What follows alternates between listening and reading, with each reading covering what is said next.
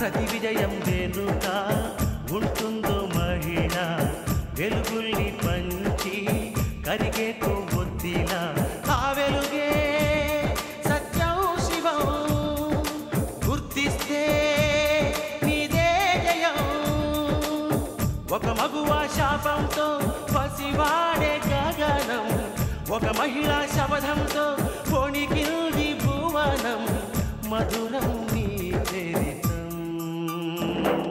సాహసమే నీ ఆయుధం సాధించే నీ ఆశయం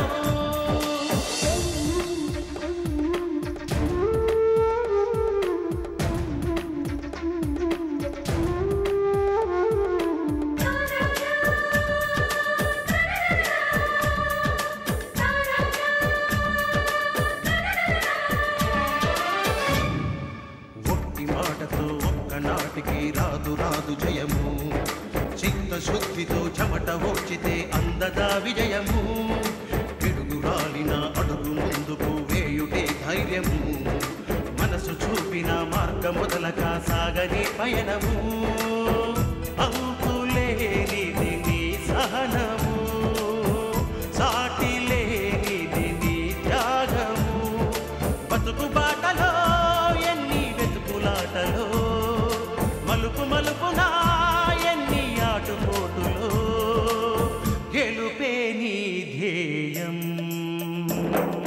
సాహసమే నీ ఆయుధం సాధించే నీ ఆశయం సాహసమే నీ ఆయుధం సాధించే నీ ఆశయం మావయ్య జాగ్రత్త ధనమేరా అన్నిటికీ మూలం ఆ ధనము విలువ తెలుసుకుంటే మానవ ధర్మం ధనమేరా అన్నిటికీ మూలం కూలివాని చెమటలో ధనమున్నదిరా పాలికాపు కండల్లో ధనమున్నదిరా ధనలక్ష్మిని అదుపులోన పెట్టిన వాడే ధనవంతుడు గుణవంతుడు భగవంతుడురా. అమ్మగారు ఇవిగోండి బట్టలు. ఆ బట్టలు ఎవరివి? ఇవి అంతమ్మగారు బట్టలండి. దాని బట్టలతో నా బట్టలు ఎందుకు కలిపావు? ఇంట్లో 10 మంది ఉన్నప్పుడు ఒకళ్ళ బట్టలు ఇంకొకళ్ళ బట్టలతో కలవకుండా ఎలా ఉంటాయండి? నోర్మొయ్, ఎదురు సమాధానం చెప్పకు. ఇంకెప్పుడు ఇలా కలపకు. అలాగేనండి. ఏ ఆగు, ఈ చీర ఎవరిది? మీది కాదండి? అయితే అంతమ్మగారిది అయి ఉంటుందండి.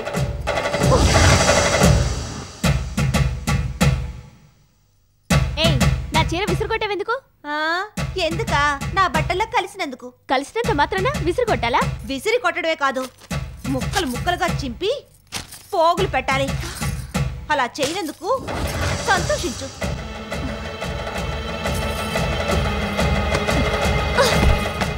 ఏమే, ఏంటి నువ్వు చేసిన పని? నువ్వు నేర్పిన విద్యే.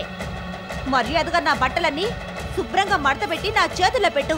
పెట్టకపోయావో నీ కాళ్ళు చేతులు విరగొట్టగలను. నీలాంటి వాళ్ళని చాలా మందిని చూశాను. నువ్వు నా చీర విసరగాలేంది, నేను నీ చీర విసరడం తప్ప? ఆగండి, నట్టింట్లో కొట్లాటేంటి? అసలు ఏం జరిగింది? అక్క, నా చీరలో దాని చీర కలిసిందని దూరంగా విసిరేశాను. నా చీర దాని చీరలో కలిస్తే తీసిన మోహన విసిరగొట్టడమేనా? ఏం తీసి పక్కన పెట్టకూడదా? అక్క, నువ్వే చెప్పు, తప్పు నాదా దాందా? నా తప్పేం లేదు. అసలు నా చీర విసరడానికి నువ్వెవరువే? నా బట్టలో కలిసింది, అందుకే విసిరాను. దానికి జవాబుగా దాని బట్టలు విసిరాను, అది తప్ప? మాల్ని, అనిత చీర విసరడం నీ తప్పు. అంటే అది చేసిన తప్పు కాదా? అనిత చేసింది కూడా తప్పే. ఇలా నా బట్టల్లో ఎవరి బట్టలైనా కలిసినా, నా చీర ఎవరైనా విసిరినా నేనేం చేస్తానో తెలుసా? వాళ్ళ జుట్టు పట్టుకొని చెంప పగలగొడతాను. విన్నావా? ఇప్పుడు నేను చెయ్యబోయేది కూడా అదే. నువ్వేం చేసినా చూస్తూ కూర్చోడానికి నేనేమి చేతకాని దాని కాదు. నువ్వు నా జుట్టు పట్టుకొని కొడితే నేను నీ జుట్టు కత్తిరించేస్తాను. కత్తిరించవే. నువ్వే గనక జాతకాల మూర్తి కూతురువైతే కత్తిరించి చూద్దాం. నువ్వే గనక ఫిట్టింగ్ లో రవణమ్మ కూతురువైతే అడ్డుకో చూద్దాం. అనితే నువ్వు కొట్టద్దు. మాలి వద్దు. నువ్వేం చేయదు. ఏంటి? మాలి వద్దు. అవునే, కట్టేస్తాను. చేస్తాను, పోవే. చెప్పేది వినండి. వద్దు. వద్దు కొట్టుకోవద్దు. ఏయ్ వద్దు కొట్టుకోవద్దు కొట్టుకోవద్దు వద్దు కొట్టుకోవద్దు. అయ్యో ఏంటి ఏంటమ్మా ఏమిటి గొడవ? చెప్పిన మాట వినమ్మా. మాట్లాడుకుంటావమ్మా. రావే రావే మరి ఓరా మాట వినమ్మా.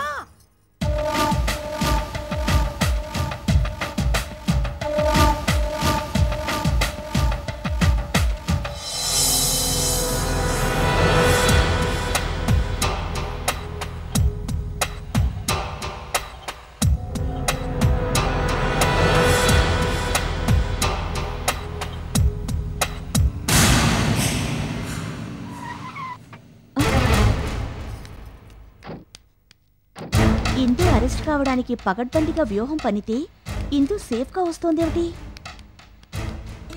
ఏమ్మా వెళ్ళిన పని ఏమైంది? క్షేమంగా వెళ్ళి లాభంగా వచ్చాం. రైస్ మిల్ తీసుకున్నావమ్మా? బామా మన నాయుడు గారు లేరు, ఆ. సమయానికి ఆయన వచ్చి పెద్ద మనిషిలా మనకు న్యాయం చేశారు. 50,000 తగ్గించారు బామ్మ. మొత్తానికి నీ ఆశ నెరవేరిందన్నమాట. రైస్ మిల్ ఓనర్ గారు, ఈ ఇంటికి పెద్దదాన్ని, నన్ను కూడా కాస్త చూసుకోండి. చూసుకోవడం దేనికి? మొత్తాను బామ్మ.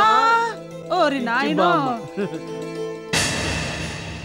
అక్క సీతక్క, నేను రైస్ మిల్ ఓనర్ అయ్యాను. నా ఆశ నెరవేరింది, నా ఆశ నెరవేరింది అక్క, నా ఆశ నెరవేరింది. నీ ఆశ నెరవేరింది, కానీ నా ఆశ నెరవేరలేదే. ఇందు అరెస్ట్ కాలేదే.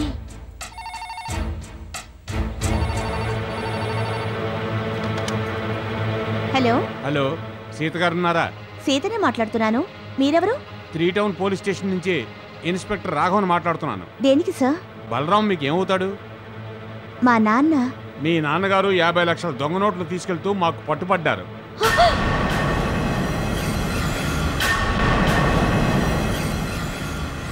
ప్రస్తుతం మీ నాన్నగారు మా కస్టడీలో ఉన్నారు. మీకు ఇన్ఫార్మ్ చేయమని చెప్పారు.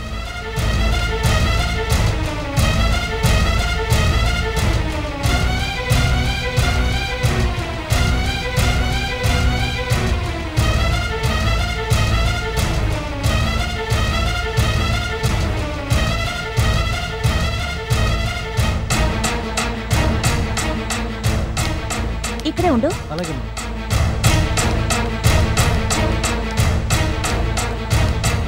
అమ్మా సీత, ఇక్కడ ఏంటమ్మా అట్టా చూస్తున్నావు? అబ్బా దోమ. నేనమ్మా మీ నాన్నని, మండపాక బలరాంని.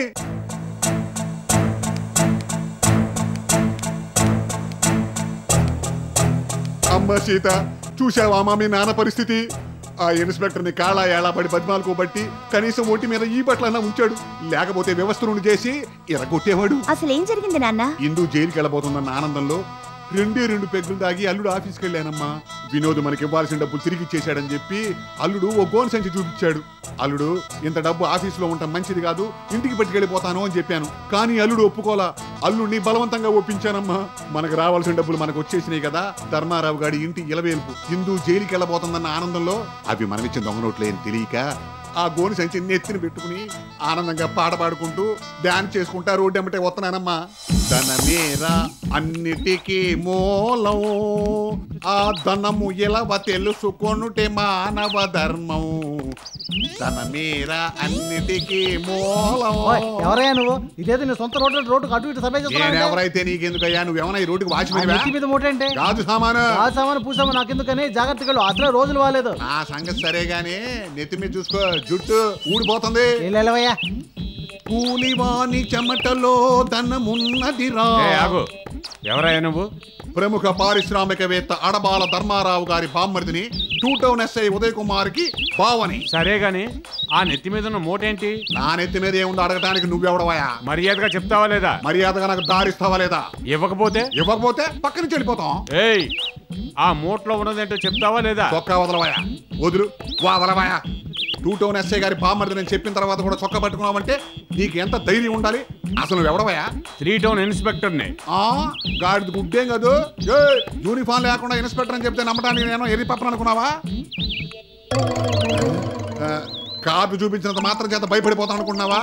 ఇదే 2 టౌన్ స్టేషన్ పరిధండి. అడగటానికి నీకు హక్కు లేదండి. కాదండి, ఇదిగో ఇంతవరకే 2 టౌన్ పోలీస్ స్టేషన్ పరిదండి. అది మా పరిదండి. ఇప్పుడు మీ నెత్తి మీద ఉన్న మూటలో ఏముందో తెరిచి చూపిస్తారా అండి? అరే బామ్మర్ది ఎస్ఐ ఉదయ్ కుమార్, ఇప్పుడు మేము 2 టౌన్ వచ్చేసామండి. మమ్మల్ని ఏం చేస్తారు? 2 టౌన్ కాదు కదా, 4 టౌన్ కూడా వచ్చి కొట్టే హక్కు మాకుందండి.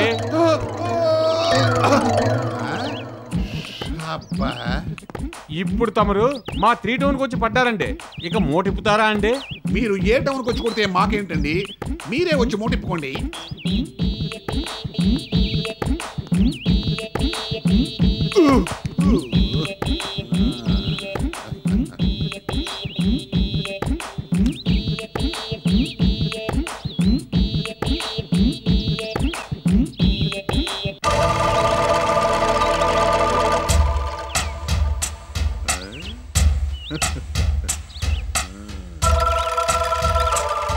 ఏంటి సార్ అంత షాక్ అయి చూస్తున్నారు?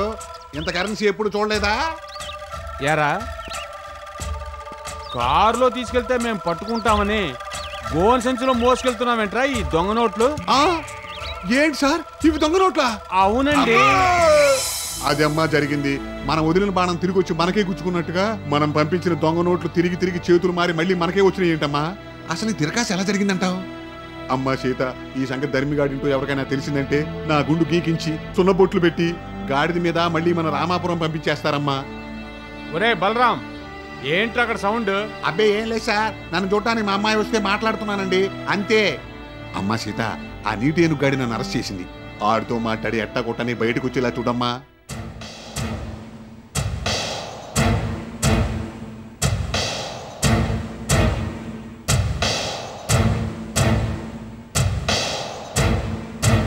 నమస్కారం సార్. తండ్రి కూతుళ్ళు ఇద్దరూ కలిసి దొంగ నోట్ల వ్యాపారం చేస్తున్నారా? నోట్ల చలామణేనా లేక ప్రింటింగ్ కూడా చేస్తున్నారా? అయ్యో బాబోయ్, ప్రింటింగా సార్? అంత సీన్ లేదు సార్. నోర్మై, దొంగ నోట్ల కేసులో శిక్ష ఎంత పడుతుందో తెలుసా? 7 ఏళ్ళు. అమ్మ బాబోయ్, 7 ఏళ్ళ? ఇంకో మాట చెప్పండి సార్. అమ్మ సీత, 7 ఏళ్ళు కనుక నేను లోపల ఉంటే ఇక బయటకు వచ్చే పని లేదు, ఇక్కడ పోవటమే. రే, ఇప్పుడు భయపడి బాధపడి ఏం లాభం? ఆ బుద్ధి ముందే ఉండాలి. ఏమ్మా, ఇప్పుడు ఏం చేయబోతున్నావు? సార్, మీతో కొంచెం పర్సనల్గా మాట్లాడాలి. కాస్త అలా బయటకు వస్తారా ప్లీజ్ సార్? పద.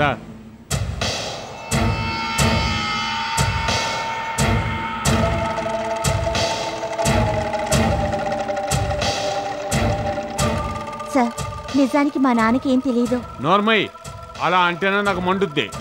పోనీ తెలియక నేరం చేశాడనుకోండి, మీరు దయదలిచి విడిచిపెట్టండి సార్. ప్రతిఫలంగా మీకు ఏం కావాలన్నా ఇస్తాను. ఏం కావాలన్నా ఇస్తాను సార్. చెప్పండి, మీకేం కావాలి? మొహాట పడకుండా అడగండి. కాదనకుండా ఇస్తావా? ఇస్తాను సార్. మీకేం కావాలి? నువ్వు కావాలి. ఎస్, నువ్వు కావాలి. నీ యవ్వనం కావాలి. ఇస్తావా? నా కోరిక తీరుస్తానంటే ఎఫ్ఐఆర్ రాయకుండా నీ బాబుని రిలీజ్ చేస్తాను. లేదంటే నీ బాబుతో పాటు నిన్ను కూడా బుక్ చేస్తాను. బలవంతం లేదు, నువ్వు మనస్ఫూర్తిగా ఇష్టపడితేనే. నీ బాబు సెల్లోంచి బయటికి రావాలి అంటే నువ్వు నా కౌగిట్లోకి రావాలి. బాగా ఆలోచించుకొని రేపు చెప్పు.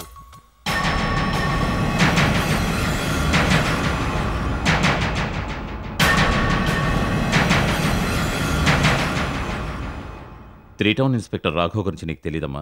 అతను చాలా స్ట్రిక్ట్ ఆఫీసర్. డ్యూటీ విషయంలో అతను ఎవరికి లొంగడు, పై అధికారుల మాట కూడా వినడు. ఆ విషయంలో బదిలీల మీద బదిలీలు జరిగినా లక్ష్య పెట్టాడు.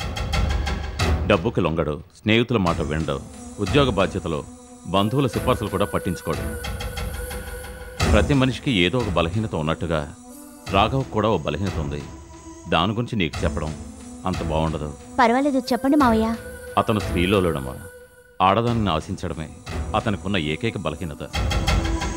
అతని బలహీనత మనం ఎలాగో తీర్చలేం కాబట్టి మనం లీగల్గా వెళ్ళడమే మంచిది. లీగల్గా వెళ్ళడం అంటే చాలా కాలయాపన అవుతుంది మావయ్య. మరొక విధంగా తక్షణం మా నాన్న విడిపించాలి. లాభం లేదమ్మా. ఒక్క ఆడదానికి తప్పించి ఆ రాఘవ దేనికి లొంగడు. అతను ఒక మూర్ఖుడమ్మా. అందుకని మనం లీగల్గా వెళ్తేనే మంచిదని నా అభిప్రాయం.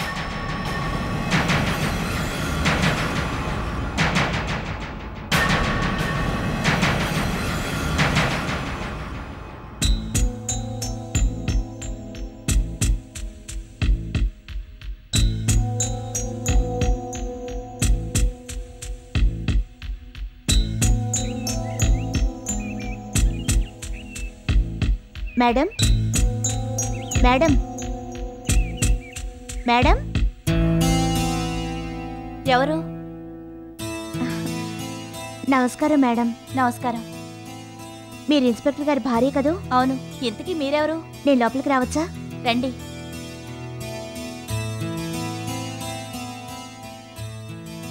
నా పేరు సీత. సిటీలో ప్రముఖ వ్యాపారవేత్త అయిన ధర్మారావు గారి పెద్ద కోడల్ని. మా నాన్న దొంగ నోట్ల కేసులో అకారణంగా అరెస్ట్ అయ్యారు.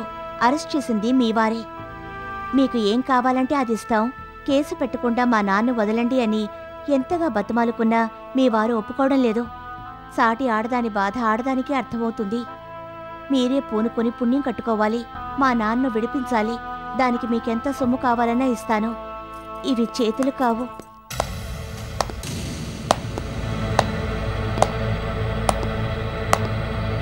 అలా పనిజరలేదని ఇలా వచ్చావన్నమాట. సరస్వతి, ఈవిడెవరో తెలుసా?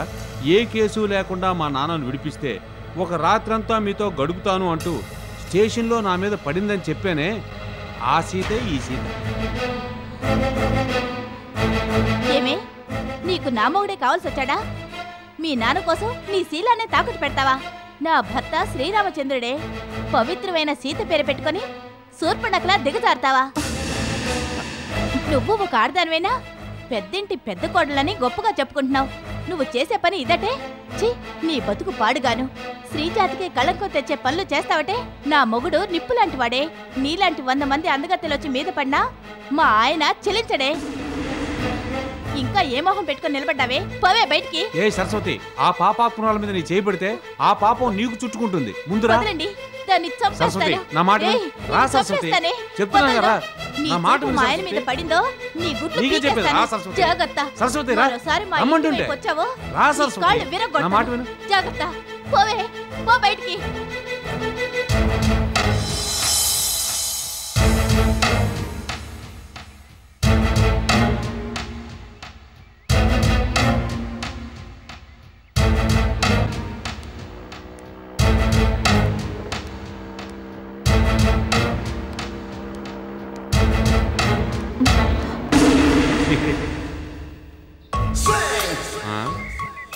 ఏం డార్లింగ్, మా ఇంటికి వస్తావా? నా గురించి మా ఆవిడ కంప్లైంట్ ఇవ్వడానికి పనిగట్టుకు వచ్చావు కదూ. నీ అతి తెలివిని నేను ముందుగా పసిగట్టి ముందు జాగ్రత్తగా మా ఆవిడికి చెప్పవలసిన విధంగా చెప్పాను. నీ గురించి రాంగ్గా బిల్డప్ ఇచ్చాను. ఇప్పుడు ఏమైంది? మా ఆవిడతో తిట్లు తిన్నావు. నేను కనుక అడ్డుపడకపోతే నిన్ను చీరేసేది. నీ మీదున్న ప్రేమతోనే అలా అడ్డుపడ్డాను. నా సర్వీసులో నీలాంటి వాళ్ళని ఎంతోమంది చూశాను డార్లింగ్. ముందుగా బెట్టు చేసేది నీలాంటి లేడీసే. ఆ తర్వాత మెట్టు దిగేది కూడా నీలాంటి పర్సనాలిటీసే. No problem. ఇప్పుడు కూడా మునిగిపోయిందేం లేదు. నువ్వు అను, ఎక్కడి నుంచే వాకీటాకీలో మాట్లాడి మీ నాన్నని రిలీజ్ చేయిస్తాను. గడువు కావాలా? ఇంకో రోజు టైం తీసుకో. ఏది ఏమైనా సరే నువ్వు నా ఒళ్ళో పడకుండా మీ నాన్న సెల్లోంచి బయటికి రాడు. బాయ్.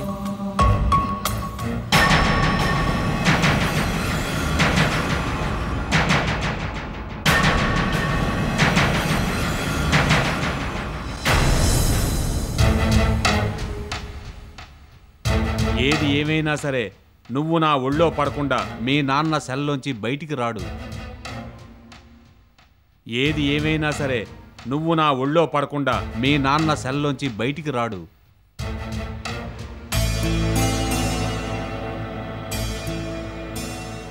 సీత, నీ నాన్న చేత 50 లక్షలు పంపాను, జాగ్రత్తగా దాచావు కదా?